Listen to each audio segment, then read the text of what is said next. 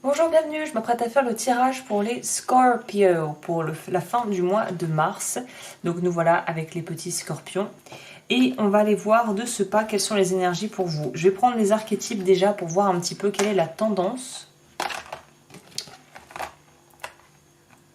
Ok, donc déjà ce qu'on peut voir vous, c'est qu'il y a quelque chose, la fin du mois est quand même très axée sur la communication d'une forme ou d'une autre, que ça soit l'envie de relationner, de connexion humaine peut-être, ou tout simplement en tout cas il y a une notion ici d'avoir beaucoup à dire, mais j'ai l'impression que il y a un peu aussi une forme de mise en garde ici. Alors dans les côtés positifs, ça nous dit de awakens consideration of the feelings of others.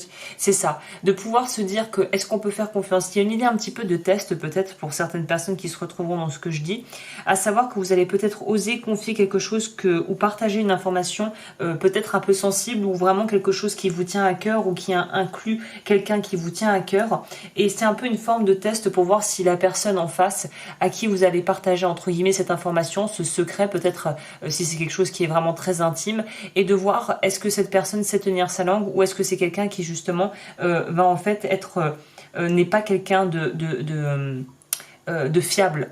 Il y a une idée ici de soit que quelqu'un vous teste pour voir votre taux de fiabilité à vous, ou vous allez vouloir tester quelqu'un par rapport à la fiabilité de vos liens et de savoir si ça vaut la peine. C'est un peu comme si, oui, j'ai plus l'impression que ça va venir de vous, de vouloir en fait tester pour voir si l'autre personne en face va être... Il y a une notion ici pas de méfiance vraiment à proprement parler, mais c'est un peu comme si vous vouliez savoir si vous pouvez aller plus loin avec cette personne ou si vraiment on arrive au maximum de ce qu'on peut faire au niveau de la relation, que ce soit professionnelle, amicale ou sentimentale. Mais il y a une idée de test et je sais pas pourquoi le mot test me revient là, enfin me vient en tête de manière assez forte, comme une idée de tester les relations autour de soi, de vouloir tester tester son entourage. Je vais noter ça. Il y a quelque chose de cet ordre. Je sais pas d'où vient. On va voir avec le tarot d'où vient cette espèce de manque de confiance. C'est comme si parce que vous voulez un petit peu faire les choses à votre manière et si les gens ne suivent pas, c'est un petit peu comme le proverbe américain My way or the highway. Soit on le fait à ma façon, soit tu peux éjecter. Ciao. Il y a vraiment quelque chose de cet ordre en fait. Il y a une forme un petit peu de rigidité chez vous, comment dire, de rigidité, c'est peut-être pas le bon mot, mais si une forme d'inflexibilité où vous voulez que les choses soient faites à votre manière, et c'est peut-être tout à votre honneur, hein, ça dépendra des cas, peut-être qu'effectivement il faut que vous mettiez un point d'honneur à faire les choses à votre manière et à dire stop à des relations qui sont mauvaises ou où vous sentez qu'il y a quelque chose qui va pas et d'avoir vraiment confirmation que la personne en face n'est pas fiable, soit ça va être un petit peu ce côté un peu ado rebelle comme l'archétype du rebelle ici, où vous allez peut-être avoir tendance à être un petit peu inflexible, mais pas forcément pour les bonnes raisons. Donc ça va vraiment être individuel par rapport à votre propre vie, à remettre dans votre propre contexte. On va voir au niveau des cartes. Oh là là, oui, je comprends mieux.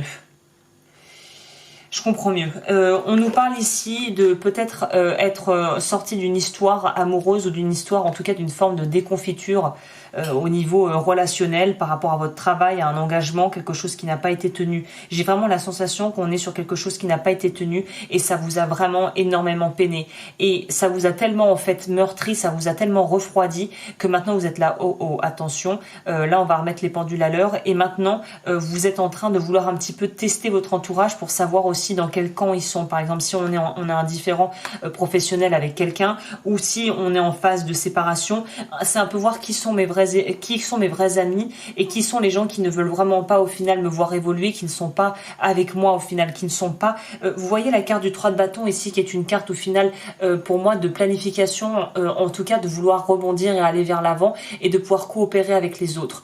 Pour moi, vous allez vouloir éjecter tout ce qui entrave le bon fonctionnement de l'évolution du projet, un peu comme cette espèce d'ascension que vous êtes en train de vivre, d'évolution personnelle et j'ai l'impression que vous revenez pour certains de loin. Il y a eu une grosse fissure, il y a quelque chose qui a été vraiment très douloureux à vivre pour vous, que ce soit la disparition d'un être cher, que ce soit la perte d'un emploi, en tout cas quelque chose qui participait à votre équilibre de vie qui vous a été retiré. Et maintenant, vous allez vraiment vouloir chercher à pouvoir vous renouveler et à pas vous reposer sur vos lauriers, mais à continuer à aller de l'avant, mais en étant bien entouré. Et j'ai l'impression que tout ce qui entrave votre avancée, vous allez vouloir être des bulldozers, et j'ai envie de vous dire de peut-être mettre un peu d'eau dans votre vin, c'est-à-dire que vous pouvez mettre de côté et laisser partir ou demander à prendre de la distance avec des personnes qui ne sont pas forcément en adéquation avec vous, mais c'est pas pour autant qu'il faut vraiment vouloir à tout prix avoir le dernier mot et être dans une forme de jeu de pouvoir permanent avec les autres. Il faut que vous arriviez à trouver un juste équilibre entre poser des limites qui vous sont justes pour vous et de pouvoir aussi laisser un espace à l'autre pour pouvoir lui aussi ou elle aussi qu'elle puisse prendre ou qu'il puisse prendre ses dispositions pour les changements. Voyez, c'est comme si vous vous sépariez de quelqu'un et que vous disiez, voilà, maintenant tu prends tes affaires et tu te casses. C'est-à-dire que c'est très brutal, quoi.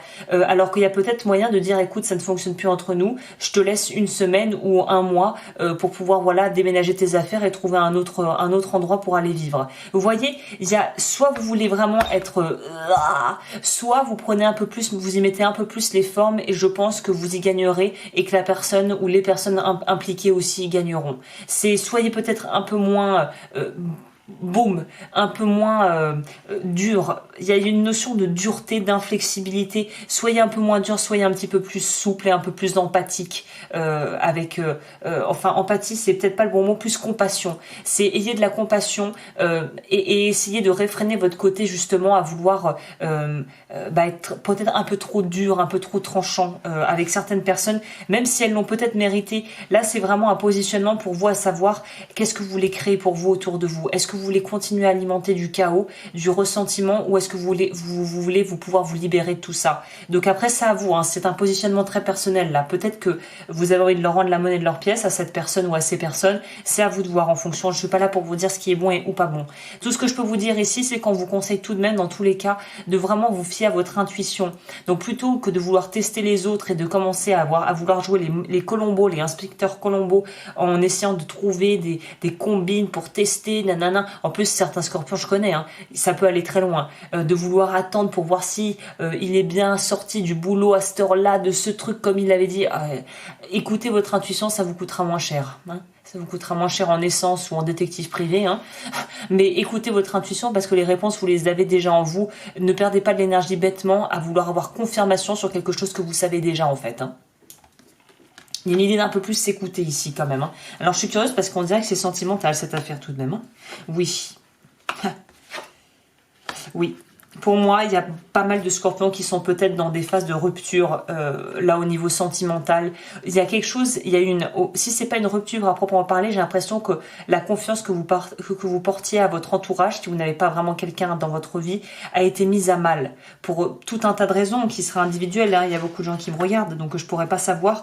Mais pour moi, on doit faire le deuil ou on doit digérer quelque chose qui a été dur à digérer. Et pour moi, ça nous parle de justement avoir été confronté à des personnes autour de soi qui n'ont pas forcément été très carrés, ce qui maintenant nous fait beaucoup plus comprendre ce côté un peu à vouloir tester les autres et à vouloir un petit peu en fait voir qui vous avez en face de vous. Je pense que c'est lié à quelque chose où vous avez probablement eu des informations ou appris des choses a posteriori qui ne vous ont pas du tout plu. Donc vraiment là ça va être de pouvoir trouver un juste milieu entre apprendre les leçons, tirer les leçons de cette expérience, mais ne pas tomber dans une forme de paranoïa ou de perdre la foi en l'autre et en l'être humain et en la bonté de l'être humain. Il y a une idée où il faut pas que vous deveniez irascible, que vous deveniez comme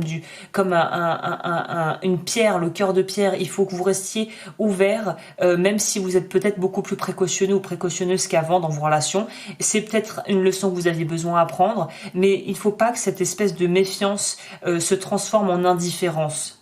Donc il y a quand même quelque chose à tempérer ici, même si vous êtes peut-être dans votre bon droit, quand vous a vraiment fait du tort, que vous étiez peut-être, là je verrais bien la blessure d'injustice pour les blessures de l'âme. Il y a peut-être à travailler sur la blessure de l'injustice, parce que j'ai l'impression que vous avez été soumis à des choses qui n'étaient pas du tout justifiées, et que vous êtes peut-être retrouvé dans des situations et des dispositions qui au final vous méritiez pas ça, quoi.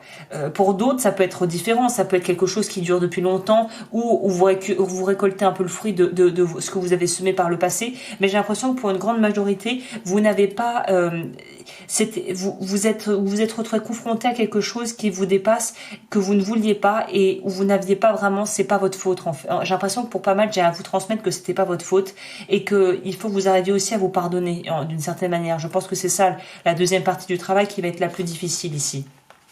Ok, on va aller prendre une carte pour voir quel message je peux vous donner, même si pour moi il y a déjà une grande emphase qui va être faite sur la blessure d'injustice et le pardon. C'est arriver à vous pardonner, c'est à vous dire, voilà, je le sentais venir et j'ai pas réussi à faire quelque chose pour pouvoir l'empêcher. Vous avez fait ce que vous avez pu, remettez-vous-en à plus grand que vous.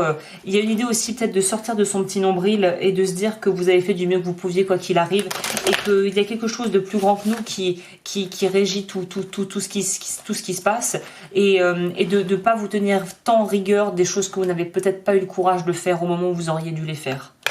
C'est ça que j'ai à vous transmettre, je crois. Au niveau du conseil, alors là ça vient pas de moi, c'est un conseil pour les Scorpios. Qu'est-ce que je peux leur dire? Non, c'était pas ça apparemment. Celle-là elle s'est retournée. La force. Animus anima, l'aspect animal, l'aspect mental, il y a vraiment, c'est pour vous c'est très duel ce mois-ci. Il va y avoir vous allez avoir besoin de prendre du temps, j'ai l'impression, pour digérer tout ce que vous avez vécu durant le mois. Alors on va voir. C'est vrai que ces cartes ne sont pas numérotées comme d'habitude. Alors désolé, c'est un peu compliqué parce qu'en plus c'est pas inversé ici avec le Rider-Waite. Voilà, non c'est bon. La psychologie nous dit que nos émotions négatives ou désirs intimidants, notre part d'ombre, ont besoin d'être intégrées et acceptées et non réprimées. La force dit que toutes les émotions et fortes envies sont des occasions de se connecter à l'âme, que vous pouvez faire sur le champ pour répondre à l'appel de votre inconscient afin de... Pardon, je vous la refais, c'est une question ça. Que pouvez-vous faire sur le champ pour répondre à l'appel de votre inconscient afin de mieux vous accepter? Faites la paix avec vos émotions et désirs et vous aurez la force de voler vers un avenir où vous vous aimerez sous des formes toutes nouvelles. Alors caressez le lion, c'est ça. Il faut sortir d'une espèce de lutte interne. Parce que, alors mauvaise nouvelle, avec l'inconscient, c'est comme si vous rentriez sur le ring en sachant que vous allez vous faire démolir à chaque fois. Vous ne pouvez pas, la puissance de l'inconscient est tellement forte que vous ne pouvez pas aller contre ça. Il vaut mieux coopérer avec ça, d'où ce qu'on a vu ici avec la papesse. Il vaut mieux aller vers un travail en profondeur pour déloger ce qui vous empêche, les blocages, justement pour modifier certaines croyances par rapport à votre inconscient, mais vous ne pouvez pas aller contre cette force qui est plus grande que vous. Donc là, il va falloir, on revient à cette notion de souplesse ici. Soin personnel. Après avoir réfléchi à la signification de la force, trouvez une ou deux images sur la toile, donc internet, qui représentent vos désirs et émotions, celles que vous enfouissez dans votre inconscient et avec qui vous êtes en train d'apprendre à vous réconcilier. Utilisez ces images comme fond d'écran ou écran de verrouillage de votre smartphone. À chaque fois que vous regardez votre téléphone, dites « je t'aime » à ces images et à vous-même. Servez-vous-en pour vous en souvenir et pour vous souvenir d'être bienveillant envers vous-même, c'est ça. J'accepte mes désirs, mes peurs. Alors ça, c'est l'affirmation. J'accepte mes désirs, mes peurs, chaque aspect de moi-même avec une grâce bienveillante. Je répète. J'accepte mes désirs, mes peurs, chaque aspect de moi avec une grâce bienveillante. Donc là, très clairement, on vous dit arrêtez de lutter, arrêtez le combat, arrêtez les frais, arrêtez de vous auto-flageller et allez vers quelque chose de plus justement intégratif, où il y aura une bonne dose de compassion envers vous-même peut pas vous faire de mal, clairement, pour la fin du mois. Donc voilà. Bah écoutez, j'espère que ça a pu vous aider. N'hésitez pas à me contacter si vous le désirez. Mais voilà les énergies, la vibe pour la fin du mois. Et je reviendrai en avril pour voir ce que j'ai pour vous en plus. Voilà, bah écoutez, je vous souhaite une très très belle journée ou soir en fonction de quand vous regarderez cette vidéo. Et je vous dis à bientôt. Bye!